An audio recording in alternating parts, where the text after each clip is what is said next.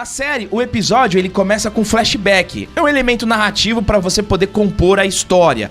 Você tem 2 flashbacks. Você tem o primeiro flashback de 95, que é das cenas do filme da Capitã Marvel, onde o Talos, ele tá em busca do novo lar, Skrull.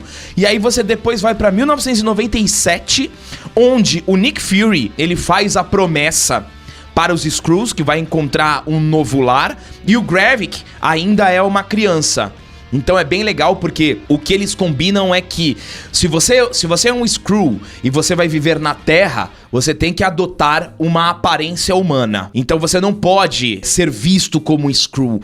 E aí, eles ainda estavam naquele dilema, porque eles tinham acabado de chegar na Terra. E todos compram o discurso do Nick Fury. Tanto é que o Gravik, a raiva do Gravik pelo Nick Fury é justamente por ele não ter cumprido essa promessa, né? E a gente vai pro presente, consequências do ataque terrorista. E aí você tem o Nick Fury sendo capturado. Aí a gente quer entrar numa questão, porque muitos nos comentários vieram falar no nosso primeiro episódio que o Nick Fury foi nerfado. Nerfaram o Nick Fury era badass, agora ele tá... Se a gente for olhar pelo prisma do começo da série, eu entendo que o Nick Fury está passando por uma confusão ou até mesmo uma crise existencial aí. Porque ele foi blipado também. Vamos fazer um resgate e lembrar das consequências dos grandes heróis ali no Ultimato? Como que eles ficaram depois do blip? O Capitão América, o Thor, o Hulk, todos ficaram extremamente deprimidos. Sim. Com tudo o que aconteceu.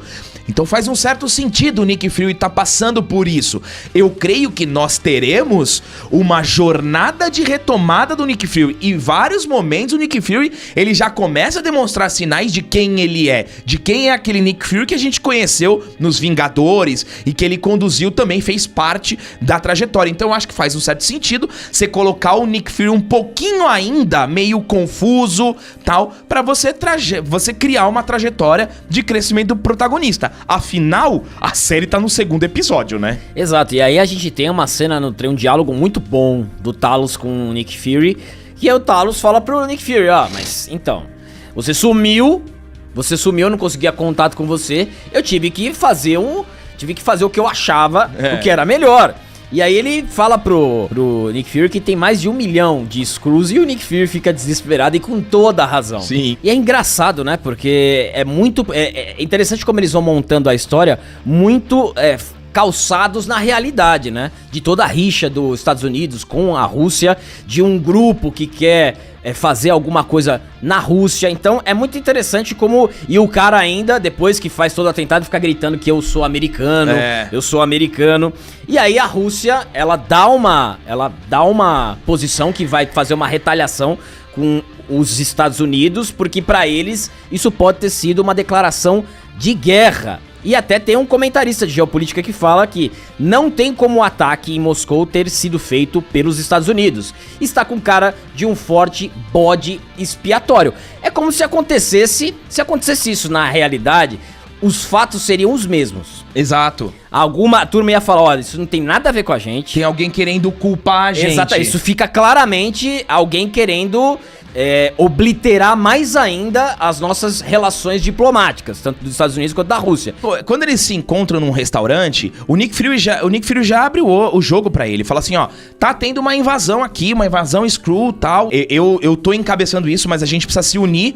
E o Rhodes, eles até falam assim, a gente precisa chamar os nossos amigos, né? Exato. Precisamos chamar os nossos amigos, né? E o Rhodes, ele não leva muito a sério o que o Nick Fury tá falando e ainda responsabiliza o Nick Fury pela morte da Maria Hill e demite o Nick Fury.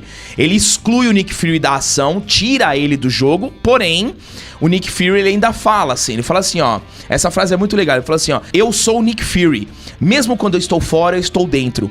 Então aqui a gente já tem um certo lampejo, quando o agente do Rhodes vem imobilizar o Nick Fury se livra dele numa chave de braço.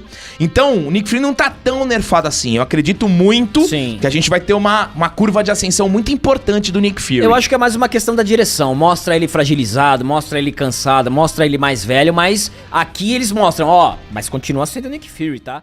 das contas, eu diria que esse foi um episódio sobre promessas quebradas e mentiras. Porque olha só, da mesma forma que o Nick Fury não cumpriu com a sua palavra e os refugiados Skrulls acabaram abandonados por anos, os Skrulls não foram honestos com o tamanho da sua delegação, da sua comitiva na Terra. O que eu entendi foi o seguinte, o Nick Fury acreditou que estava cedendo anistia para no máximo ali algumas centenas de Skrulls, e não para 1 milhão deles. De qualquer forma, Nick Fury não cumpriu com a sua palavra e o Talos mentiu para ele. Interessante vermos que quando o Nick Fury estava lá no trem discutindo com o Talos, ele diz não acreditar na coexistência entre humanos e Skrulls, e lá está ele, casado secretamente com uma Skrull. O homem é complexo, hein?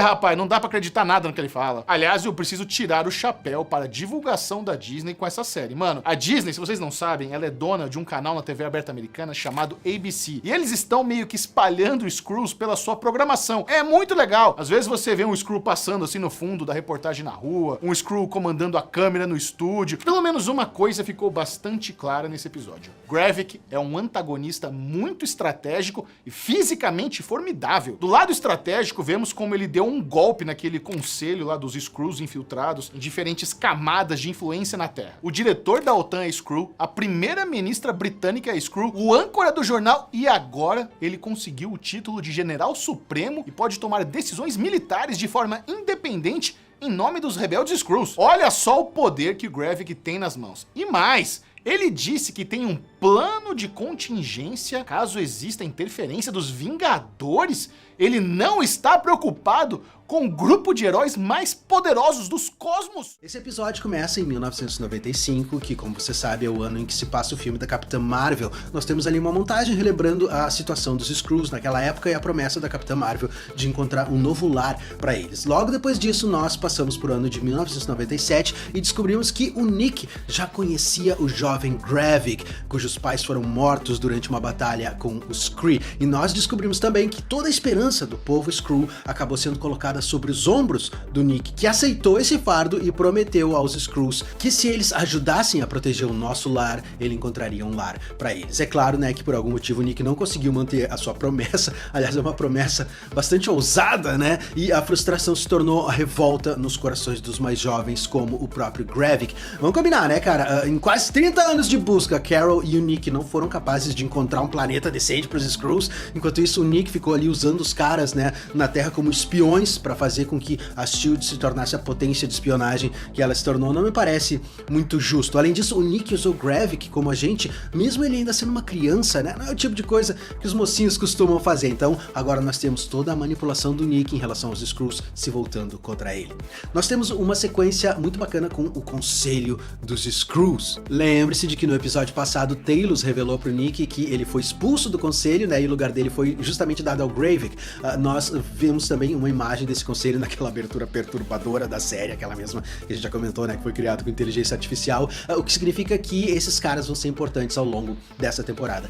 Alguns detalhes interessantes sobre a sequência em que o Gravik tá ali na reunião, né? Você pode notar que todas as paredes desse lugar são esverdeadas, o que é uma referência à pele dos Skrulls, né? Aliás, você vai notar que sempre que os Skrulls estão em algum lugar que eles consideram seguro, né, algum tipo de esconderijo, ou na própria usina russa abandonada, o verde é sempre a cor predominante no ambiente, né? Seja nas paredes, na decoração ou na iluminação. É uma forma de mostrar visualmente como esses ambientes foram tomados, assimilados, né? Como a influência dessa raça se espalha depressa e vai tomando ali conta de tudo. Por algum motivo, isso me lembrou daquela vegetação vermelha que se espalhava por toda parte em A Guerra dos Mundos. Eu não sei porque eu lembrei disso, mas eu lembrei. Ainda sobre essas referências visuais da série, é interessante ver como Invasão Secreta esconde evidências bem na nossa cara, velho, e a gente passa reto por elas. Naquele momento em que a gente Falsworth vai ali interrogar o soldado Skrull no frigorífico, você chegou a perceber que ela tá usando uma combinação muito peculiar de roxo e verde, que é exatamente o mesmo padrão de cores que os Skrulls usam nos quadrinhos? Será que isso não tem algum significado escondido? Eu não me surpreenderia se nessa série cheia de dissimuladores a agente Falsworth fosse uma Skrull trabalhando para que os planos do Gravik não tenham êxito e o povo dela possa permanecer escondido entre os seres humanos, né, vivendo em paz. Essa é uma boa aposta, você não acha? E qual não foi a nossa surpresa ao descobrir que vários Skrulls já estão em posições de poder, né, como a primeira-ministra do Reino Unido, a Pamela Lawton, o secretário-geral da OTAN, Sérgio Kaspani, e um distinto comentarista, né, cujo nome nós não sabemos de uma rede de televisão americana similar à Fox News, interpretado pelo Christopher McDonald. Essa é outra questão interessante a respeito do contexto da série, né? No primeiro momento a gente imaginava que a série trataria da tentativa dos Skrulls de se infiltrarem em postos-chave da administração do nosso planeta, né? Claro que já era esperado que alguns deles estivessem nesses postos, né, quando a série começasse, mas o que nós descobrimos é que vários desses postos já estão sendo ocupados por Skrulls há anos, e até agora eles vinham tomando todas as medidas necessárias para garantir que os membros do povo deles permanecessem fora do radar dos seres humanos. Olha que demais, cara. Indo adiante, James Rhodes confronta o Nick em um momento em que esse roteiro da série tem o seu ponto alto, cara. Um momento em que o roteiro simplesmente brilha. Nós temos esses dois atores fantásticos com esse diálogo extremamente bem escrito. Esse é um dos elementos